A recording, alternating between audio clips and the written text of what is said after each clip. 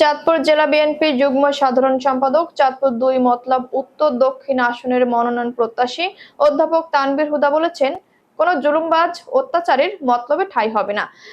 যে দলেরই হোক না কেন, বিএনপি এখন আগের চেয়ে অনেক বেশি সংগঠিত ও শক্তিশালী।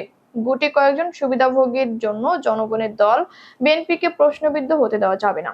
দল ভারী করার জন্য ফ্যাসিস্টদের সহযোগীদের টেনে আনার প্রয়োজন নেই। চাঁদপুরের মতলব উত্তর উপজেলার ছোট লক্ষ্মীপুর মাদ্রাসা ও নন্দলালপুর সরকারি প্রাথমিক বিদ্যালয়ের পথসভায় উপরোক্ত কথাগুলো বলেন।